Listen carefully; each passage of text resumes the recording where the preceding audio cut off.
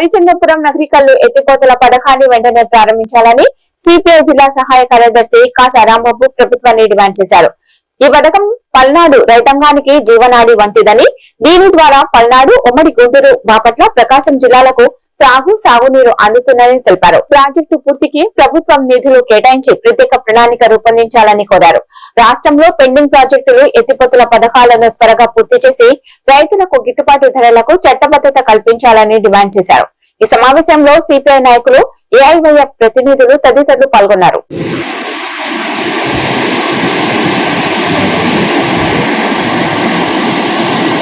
ఈ నెల 17వ తేదీన ఆంధ్రప్రదేశ్ రైతు సంఘం కమ్యూనిస్ట్ పార్టీ ఆధ్వర్యంలో నగరికల్లు దగ్గర హరిశ్చంద్రపురం నగరికల్లు రిజర్వాయర్ని ఎత్తిపోతల పథకాన్ని తక్షణమే పూర్తి చేయాలని చెప్పి మరి ధర్నా నిర్వహించడం జరిగింది.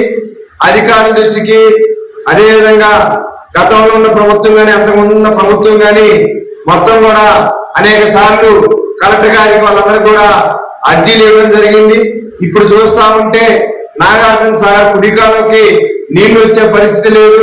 మరి హరిశ్చంద్రపురం నగరికల్లు దగ్గర ఎత్తిపోతల పథకం పెడితే అటు గుంటూరు బ్రాంచ్ గాని, ఒంగోలు బ్రాంచ్ గాని, అద్దంకి బ్రాంచ్ గాని కుడికాలం మొత్తానికి కూడా నీళ్లు వచ్చే పరిస్థితి ఉండింది. కాబట్టి వెంటనే హరిశ్చంద్రపురం నగరికల్లు ఎత్తిపోతల పథకాన్ని ప్రారంభించాలని చెప్పి కమ్యూనిస్ట్ పార్టీగా రైతు సంఘంగా విజ్ఞప్తి చేస్తా ఉన్నాం.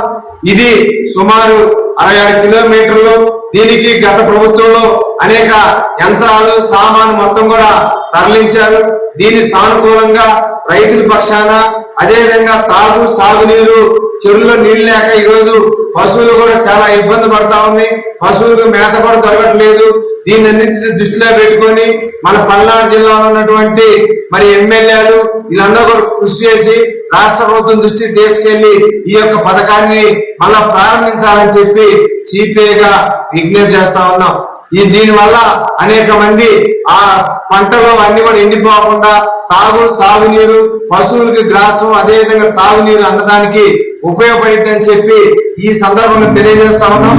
దీని మీద కమ్యూనిస్ట్ పార్టీగా, రైతు సంఘంగా మేమందరం కూడా పోరాటాలు చేస్తాం. ప్రభుత్వం సానుకూలంగా స్పందించి సుమారు 5,000 కోట్లు ఖర్చు అవుతుంది. 5,000 కోట్లు ఖర్చు పెట్టి ఆల్రెడీ నగరికల్లు దగ్గర గత శాసనసభ స్పీకర్ కీర్తి చేసులు డాక్టర్ కోడెల శివప్రసాద్ గారు, మరి ముఖ్యమంత్రి వాళ్ళు నారా చంద్రబాబు నాయుడు గారు నగరికల్లు దగ్గర శంకుస్థాపన కూడా చేయడం జరిగింది. దీన్ని, ఈ యొక్క ప్రాజెక్ట్ ని ముందుకు తీసుకెళ్లాల్సిందిగా మేమందరం కూడా కోరుతా ఉన్నాం.